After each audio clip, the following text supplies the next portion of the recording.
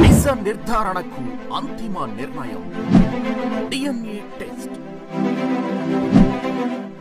ఉన్నది ఉన్నట్లుగా వాస్తవాలను శోధించి వివరించే మన DNA టీవీ, మన రాష్ట్రం, మన ఛానల్. నమస్కారం, DNA న్యూస్ కి స్వాగతం. ముందుగా ముఖ్యాంశాలు. మంగళగిరి ఎయిమ్స్ తొలి స్నాతకోత్సవ కార్యక్రమానికి విచ్చేసిన భారత రాష్ట్రపతి ద్రౌపది ముర్ము, రాష్ట్రపతికి శాల్వా కప్పి సన్మానించిన సీఎం చంద్రబాబు, రాష్ట్రపతికి తిరుమల శ్రీవారి మెమోంటోను బహుకరించిన సీఎం.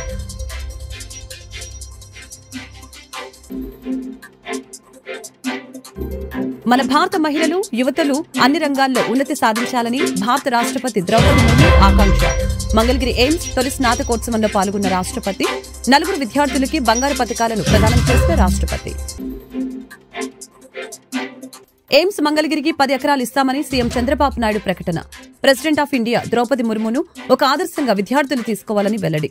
కష్టపడితే ఈ ప్రపంచంలో సాధించలేనిది ఏమీ లేదు అని అనటానికి ద్రౌపది ముర్ము జీవితం ఒక ఉదాహరణ అని వ్యాఖ్య. మంగళగిరి ఎయిమ్స్ లో జరిగిన తొలి స్నాతకోత్సవ కార్యక్రమానికి భారత రాష్ట్రపతి ద్రౌపది ముర్ము ముఖ్య అతిథిగా హాజరయ్యారు. ఈ సందర్భంగా ముఖ్యమంత్రి నారా చంద్రబాబు నాయుడు రాష్ట్రపతికి శాల్వా కప్పి సన్మానించారు. అలాగనే తిరుమల శ్రీవారి మెమోంటోను బహుకరించారు. ఆ తర్వాత జరిగిన కార్యక్రమంలో 49 మంది MBBS విద్యార్థులకి రాష్ట్రపతి పట్టాలు అందజేశారు. మెరిట్ సాధించిన 4 విద్యార్థులకి బంగారు పతకాలు బహుకరించారు. కార్యక్రమంలో రాష్ట్రపతితో పాటు రాష్ట్ర గవర్నర్ నజీర్, సీఎం చంద్రబాబు, కేంద్ర మంత్రులు ఆయుష్, ప్రకాష్ రావు, రాష్ట్ర మంత్రులు నారా లోకేష్, సత్యకుమార్ యాదవ్ తదితరులు పాల్గొన్నారు.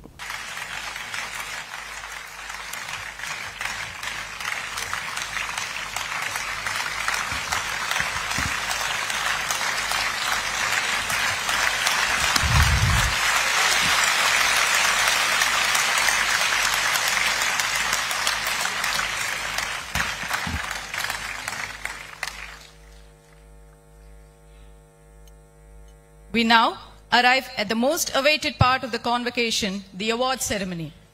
The journey of these young professionals is an inspiring narrative of resilience, growth, and a deep commitment to making an impactful field in the field of healthcare.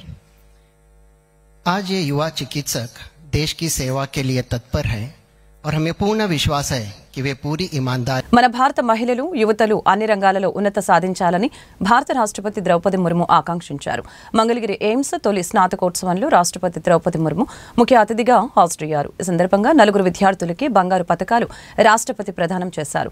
అనంతరం రాష్ట్రపతి ముర్ము మాట్లాడుతూ పానకాల స్వామికి నా ప్రార్థనని వ్యాఖ్యానిస్తూ లక్ష్మీ నరసింహస్వామి ఆశీస్సులు అందరికీ ఉండాలని అన్నారు. యువ వైద్యులుగా విద్యార్థులందరూ అత్యుత్తమ సేవలు అందించాలని అన్నారు. ఇప్పుడు డాక్టర్లైన వారిలో 2/3 వంతు మహిళా డాక్టర్లు. ఎయిమ్స్ మొదటి బ్యాచ్ గా మీరందరూ గుర్తుంటారు అని తెలిపారు. जिनके विषय को साइंस ऑफ लंजीविटी कहा जाता है. ये साइंस ऑफ लंजीविटी आयुर्विज्ञान का आधुनिक रूप है.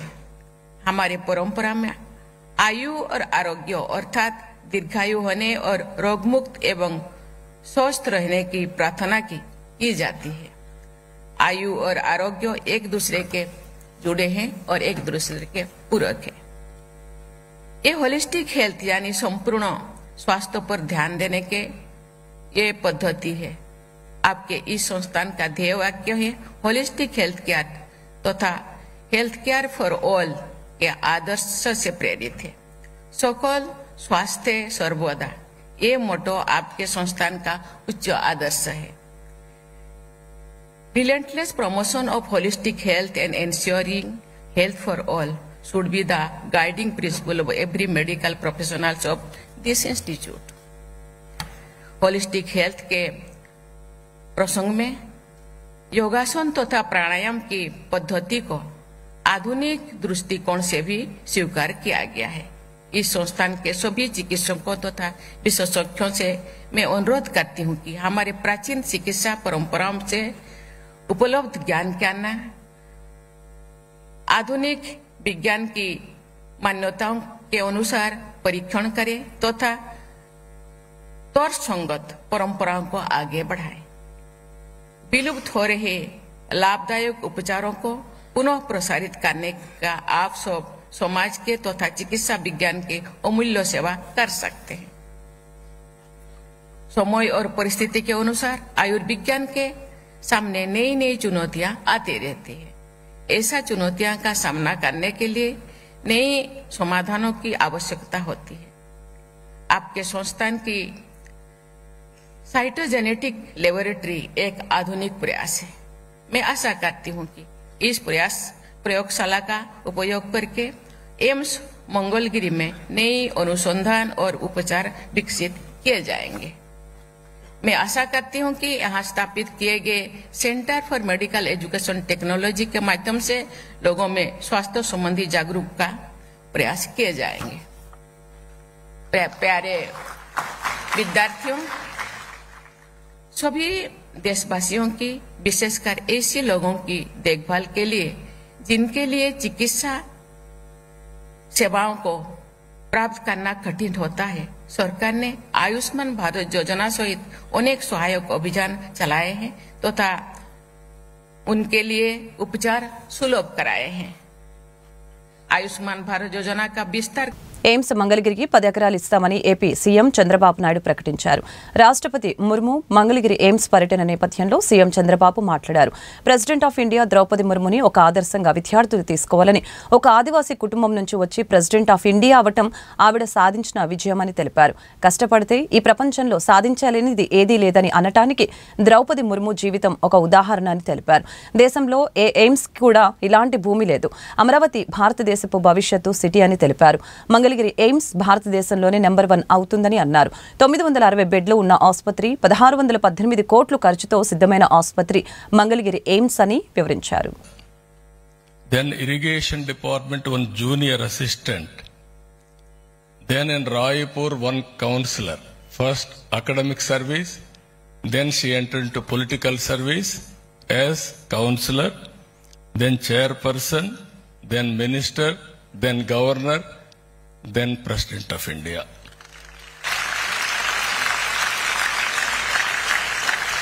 What else? All of us should have, this is the best example. Even we are all born in a small way, with practice, with hard work, we can achieve anything in the world. That is where she has shown the way for all of us. I am very happy today. Wonderful place. This Mangalagiri All India Institute has been sanctioned. Then they asked me land. Then at that time we have given this land. If you can see this land,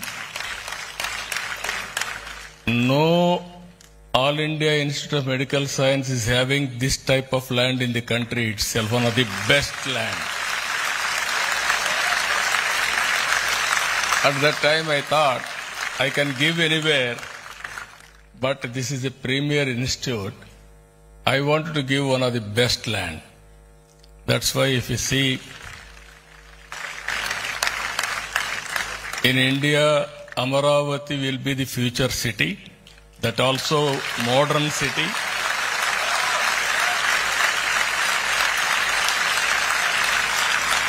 In that city, our Mangalagiri All India Institute of Medical Science will be the number 1 in the country forever. It is going to happen. I am very happy. Along with Nadda ji, we laid the foundation 2018. Again, Nadda, today also health minister again. 2018, and now it is coincidence. And also today this hospital, 960 beds, 1618 crores. జమిలి ఎన్నికలకు CPI వ్యతిరేకమని CPI ప్రధాన కార్యదర్శి D రాజా స్పష్టం చేశారు. ఈ మేరకు law commission కి రామ్నాథ్ కోవింద్ కమిటీకి CPI అభ్యంతరాలతో కూడిన నివేదిక సమర్పించినట్లు తెలిపారు. సిపిఐ జాతీయ మహాసభలు 2025 సెప్టెంబర్ 21 నుంచి 25వ తేదీ వరకు చండీగఢ్లో జరగనున్నట్లు తెలిపారు. ఈ నెల 26న కాన్పూర్లో సిపిఐ శతవార్షికోత్సవాలు ప్రారంభమవుతాయని తెలియజేశారు. Our party also suggested the independent India should have a constitution. Our party suggested when we were continuing our freedom journey, our party thought of the future of India. That time, our party also suggested we should have a constitution and we should have a constituent assembly, all these things. In the post-independent India, our party played a great role in the formation of linguistic states. Then, in order to strengthen the federal character of our nation, this also we did. During freedom movement and after, we conducted number of revolutionary struggles. In Andhra, I need not tell you the role played by Comrade Rajeshwar Rao, Comrade Sundaraya in organizing the farmers, agricultural workers in this region. The Telangana movement is a great movement in the history of India, in the history of our party. I can go on telling all these things. So our party has decided to celebrate this centenary in a big way. And the inaugural function will be in Kanpur because party was formed there. Foundation Congress took place in Kanpur. So there లోక్సభలో ప్రవేశపెట్టిన జమిలీ ఎన్నికల bill Telugu Desam party మద్దతు పలికింది. దేశవ్యాప్తంగా నిర్వహించే ఎన్నికల విధానం సరళీకృతం అవుతుందని టీడీపీ పేర్కొంది. కేంద్ర కమ్యూనికేషన్స్ మంత్రి పెమ్మసాని చంద్రశేఖర్ మాట్లాడారు. జమిలీ ఎన్నికల నిర్వహణ ద్వారా ఖర్చు తగ్గుతుందని తెలిపారు. ఓటర్ల సంఖ్య కూడా పెరుగుతుందని అన్నారు. దేశవ్యాప్తంగా ఎన్నికల నిర్వహణ ద్వారా సుమారు 1,00,000 కోట్లు ఖర్చు అవుతుందని, అయితే జమిలీ నిర్వహణతో ఆ ఖర్చు తగ్గే ఛాన్స్ ఉందని చెప్పారు. ఏక్నాథ్ షిండే వర్గానికి చెందిన శివసేన పార్టీ కూడా బిల్లుకు మద్దతు ఇచ్చారు. Transformative ideas and is well recognized and respected as a visionary leader, sir. TDP is deeply committed to nation building initiatives such as Vikasit Bharat 2047 and aims to align them with Vikasit Andhra 2047, reflecting the true spirit of cooperative federalism and a shared vision for progress and development. Sir, there are several advantages of one nation, one election bill. But I would like to quote 4. Number one, reduced expenditure and logistical efficiency, sir. Although the official figures for the 2019 Lok Sabha elections vary, news reports estimate the Election Commission of India has spent more than 6,000 crores, sir. In 2024, the estimate of spend was more than 10,000 crores, sir. संक्षिप्त में, okay. आप पक्ष रख दे बस. No, sir. No, please, let me. Sir, give me 2 minutes. Come on. No. The Law Commission 2018 draft report and 27 Niti Aayog report estimates if both the elections are done simultaneously, the cost would reduce at least up to 40%, sir. If the elections are held simultaneously, the voter turnaround would be increased up to 7%, sir. Sir, if the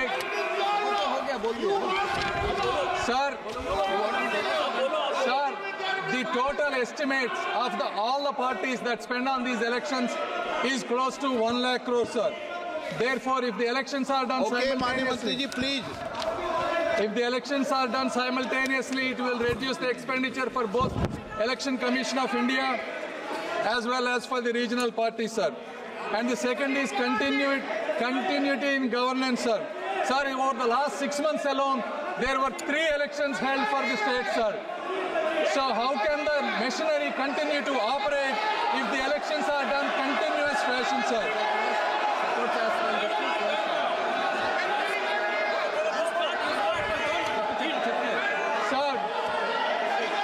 Sir, fourth and probably the most important,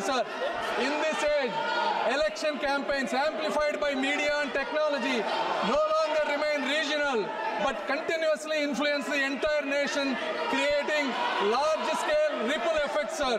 This constant political messaging encourages deep polarization and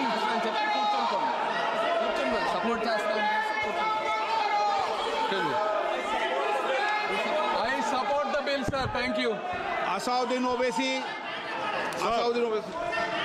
Please. Speaker, sir. Speaker, sir. Sir, I rise to oppose this draconian unconstitutional bill, sir. OBC के बाद sir मुझे सिर्फ 2 minute दीजिए sir. OBC के बाद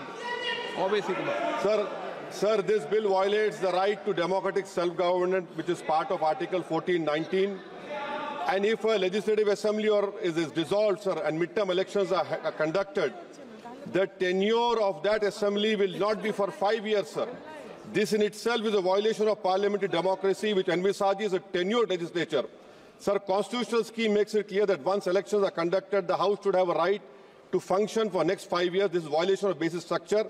That such a provision is being done for administrative convenience, not for constitutional purpose.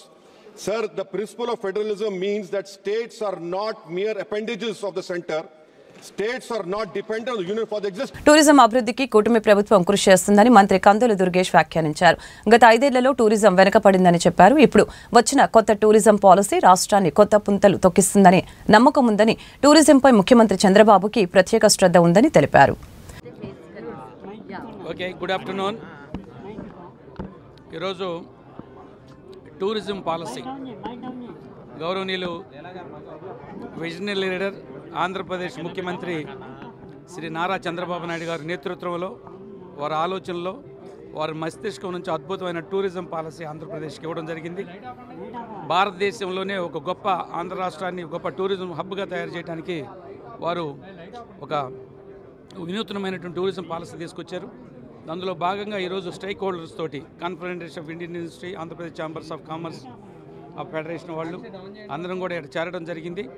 భవిష్యత్తులో ఈ tourism policy ఏ విధంగా ఉపయోగపడుతుంది, టూరిజం పాలసీ ద్వారా ఎక్కువ మంది స్టేక్ హోల్డర్స్ లేదా ఎంటర్ప్రెన్యూర్స్ ఇచ్చి ఆంధ్రప్రదేశ్ టూరిజం డెవలప్మెంట్ చేయడానికి ఉన్న వసతులు, ఆంధ్రప్రదేశ్ టూరిజం కార్పొరేషన్ అయితే ఈ యొక్క ఇన్వెస్టర్స్ కావాల్సిన అన్ని ఫెసిలిటీస్ని, ఆ డెస్టినేషన్స్ని చూపించడం. వాళ్ళందరూ కూడా మేము కోరుతున్నాం, పెట్టుబడులు పెట్టండి. గత 5 సంవత్సరాలు ఆంధ్రప్రదేశ్ టూరిజం అన్ని విధాలుగా ధ్వంసం అయిపోయింది, అన్యాయానికి గురైంది, వివక్షతకు గురైంది, అవినీతికి నిలయం అయిపోయింది. కానీ విజనరీ లీడర్ చంద్రబాబు నాయుడు గారి నాయకత్వంలో ఇప్పుడు వచ్చిన టూరిజం పాలసీ ఇందాక చూస్తే ఆ ఛాంబర్ సిఐ కానీ, ఆ ఛాంబర్స్ ఆఫ్ కామర్స్ వాళ్ళు కానీ, హోటల్ అసోసియేషన్ అందరూ కూడా ఇది అద్భుతమైన టూరిజం పాలసీ చంద్రబాబు నాయుడు గారు ఇచ్చారు. కాబట్టి మేము అందరం కూడా ముందుకు వస్తాం. ఇవాళ వేల కోట్ల రూపాయలు పెట్టుబడిగా పెట్టి ఆంధ్రప్రదేశ్లో టూరిజం డెవలప్మెంట్ చేయడానికి ముందుకు వస్తున్నారు. మా అధికారులు కూడా ఎంతో శ్రమ చేసి చంద్రబాబు నాయుడు గారి ఆలోచనలకి, ఆయన అభిప్రాయాలకి, ఆ విజన్కి ప్రత్యామ్నాయంగా వీళ్ళందరూ కూడా మంచి పాలసీని ముందుకు తీసుకెళ్లి స్టేక్ హోల్డర్స్ని ప్రమోట్ చేసే విధంగా దీన్ని చేస్తున్నారు. కాబట్టి ఈ ఆంధ్రప్రదేశ్ టూరిజం పాలసీ మీద ఒక పెద్ద చర్చ జరుగుతుంది. అందరు ఇన్వెస్టర్స్ని కూడా మా మంత్రి కందుల దుర్గేష్ గారు ఇనిషియేటివ్ తీసుకున్నారు, అధికారులు ఉన్నారు. అందరం కూడా ఈ యొక్క టూరిజం పాలసీని ఇన్వెస్టర్స్లోకి తీసుకెళ్ళి ఇన్వెస్టర్స్ని బాగా అట్రాక్ట్ చేసి వారి ద్వారా ఆంధ్రప్రదేశ్ టూరిజంని భారతదేశంలో ఒక అగ్రగామి టూరిజం సెంటర్గా తయారు చేయడానికి అన్ని రకాల వసతులు ఉన్నాయి. 974 కిలోమీటర్స్ కోస్టల్ లైన్ ఉంది, అద్భుతంగా బీచ్ రిసార్ట్స్ తయారు చేయొచ్చు, మంచి అద్భుతమైన టెంపుల్స్ ఉన్నాయి, ఎక్కడ లేనటువంటి వనరులు ఇక్కడ ఉన్నాయి. కాబట్టి స్టేక్ హోల్డర్స్ అందరిని కోరుకుంటున్నాం, మీ అందరి సహకారం కూడా ఎక్స్పెక్ట్ చేస్తున్నాం. ఎందుకంటే మీడియా వారు కూడా సహకరించాలి. ఈ యొక్క అద్భుతమైన టూరిజం పాలసీని జనంలోకి, స్టేక్ హోల్డర్స్ కదా ఇన్వెస్టర్ల తీసుకెళ్ళి ఆంధ్రప్రదేశ్ని మరో స్వర్గతుల్యంగా చేసే విధంగా మీరు కూడా సహకరించాలని కోరుకుంటున్నాను. Thank you. వరకు కూడా టూరిజం పరంగా ఎలాంటి అభివృద్ధి జరిగింది?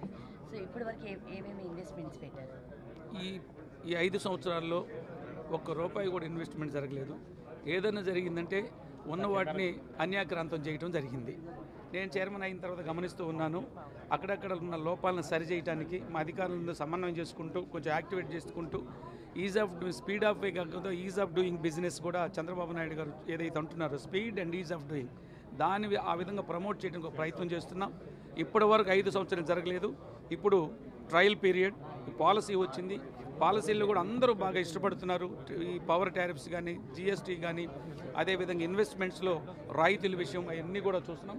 మీరు ఇంకొక నెక్స్ట్ సెషన్ ఇప్పుడే మా ఎండీ గారు కూడా ఆ పాలసీ గురించి ఇన్ డీటెయిల్డ్గా మీ అందరికీ ఎక్స్ప్లెయిన్ చేయడం కూడా జరిగింది.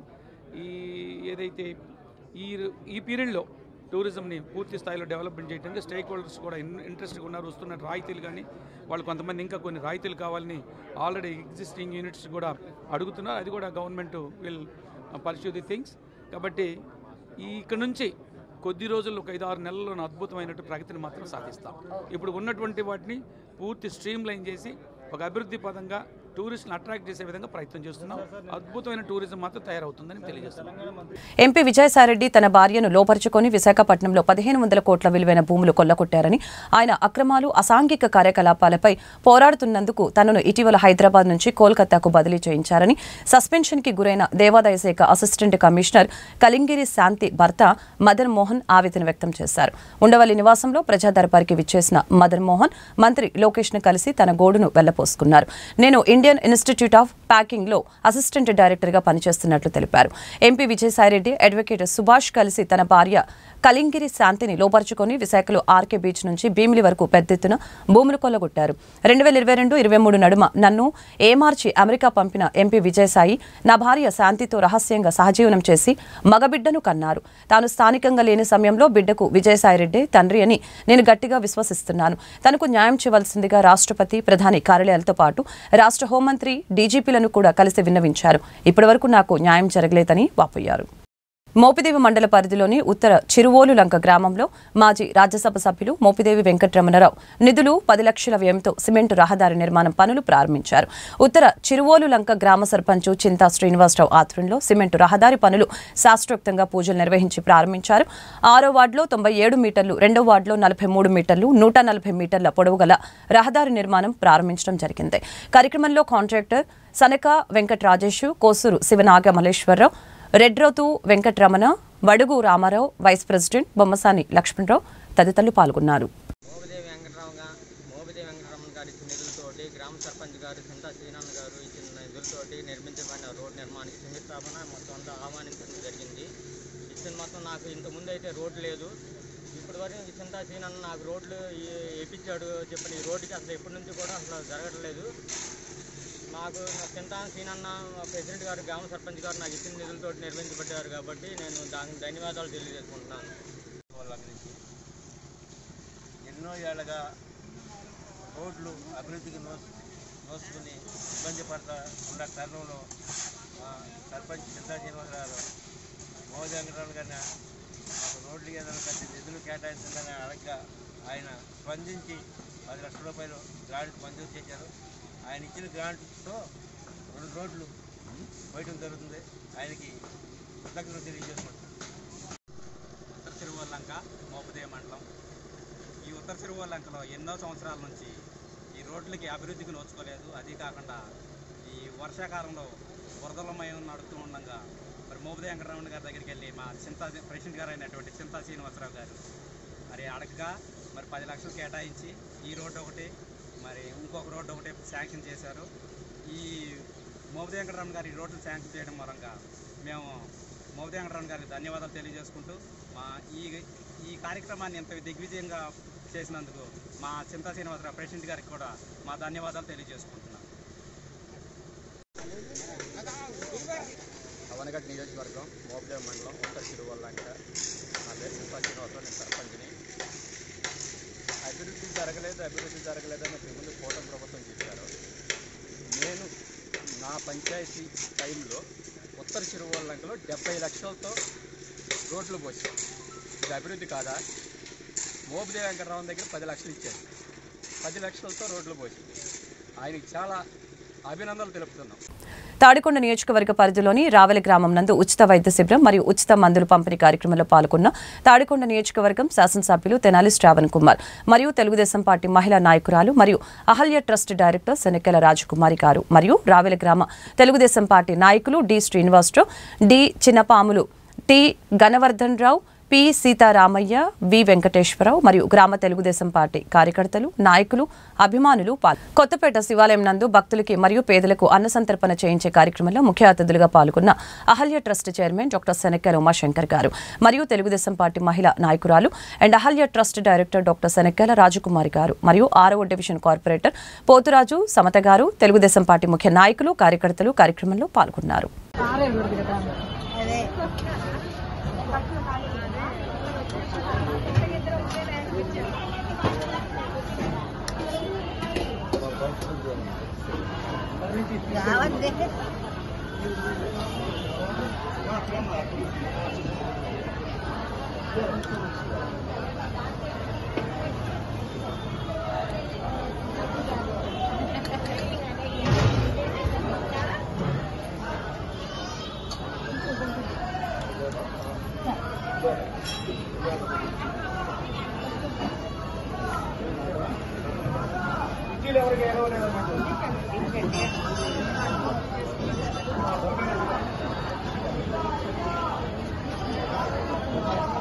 పిఠాపురం ప్రజా ఫిర్యాదుల పరిష్కార వ్యవస్థ కార్యక్రమంలో వివాదం చోటు చేసుకుంది. పెండింగ్ బిల్లులు చెల్లించడం లేదని కలెక్టర్ని అసభ్య పదజాలంతో దూషించిన మున్సిపల్ కాంట్రాక్టర్ దివానం, కాంట్రాక్టర్ని బయటికి లాక్కొని వెళ్లిన పోలీసులు.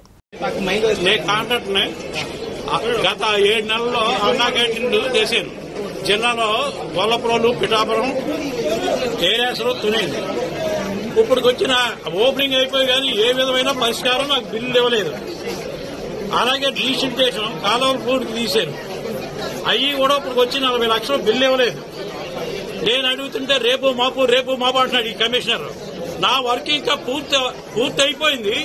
ఇతను నా మెషిన్ మీద ఇంకోటికి ఇచ్చేసి 50,000 రూపాయలు చొప్పున ఆ దగ్గర లంచాలు తినేసి నేను 30% లెస్ చేశానండి వర్క్.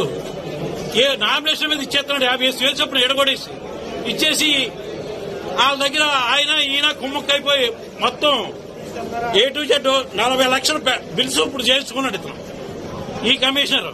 నేను కలెక్టర్ గారు రిప్రజెంటేషన్ ఎన్నిసార్లు అడిగినా ఈ నెల ఇచ్చేస్తాను, ఆ నెల ఇచ్చేస్తాను అంటారు. ఇప్పుడు 18 ఇస్తానంటున్నారు. మళ్ళీ అది దిక్కున్న వాడితో చెప్పుకుంటున్నారు కలెక్టర్ గారు. అలాగే కమిషనర్ కౌన్సిల్ అబ్జెక్షన్ పెట్టారంటున్నారు. కౌన్సిల్లో నన్ను 5% ఇస్తేనే కానీ నాకు బిల్స్ ఇవ్వద్దని కౌన్సిల్లో చెప్పారు. ఇంకేం చెప్పండి. కళ్ళ మళ్ళా పుస్తకాలు కూడా తాగట్టేట్టుకుని ఎద వ్యాపారం చేస్తున్నామండి. ఈ గవర్నమెంట్ కంటే పోయిన గవర్నమెంట్ చాలా నయ్యం. నన్ను అడిగితేనే ఓవర్ గవర్నమెంట్ డబ్బులు లేవని బయటకు పోయేవాళ్ళు. ఈ గవర్నమెంట్ లో ఉన్నాయన్నారు. ఇప్పుడు వచ్చి అన్నం పెట్టినోడికి అన్నా క్యాంటీన్ కట్టినోడు డబ్బులు ఇవ్వలేదంటే ఇది ఒక గవర్నమెంటా? నేను కట్టి 7 నెలలు అవుతుంది. నా ఆవేదన వివేక సోదరులందరూ అర్థం చేసుకుంటారని ఈ కమిషనర్ వచ్చాక 10 మీటర్లు కూడా సిమెంట్ రోడ్డు 10 మీటర్లు సిమెంట్ రోడ్డు అయితే చెప్పించి కొట్టించుకుంటాను. అంటే ఈ కమిషనర్ యొక్క ప్రవర్తన అసందర్భంగా అయితే ఇది రాజకీయ నాయకులు నచ్చింది. ఇంతకన్నా నేను చెప్పేదేమీ లేదు. వార్తలు ముగించే ముందు ముఖ్యాంశాలు మరొకసారి. మంగళగిరి ఎయిమ్స్ తొలి స్నాతకోత్సవ కార్యక్రమానికి విచ్చేసిన భారత రాష్ట్రపతి ద్రౌపది ముర్ము, రాష్ట్రపతికి శాల్వా కప్పి సన్మానించిన సీఎం చంద్రబాబు, రాష్ట్రపతికి తిరుమల శ్రీవారి మెమంటోను బహుకరించిన సీఎం.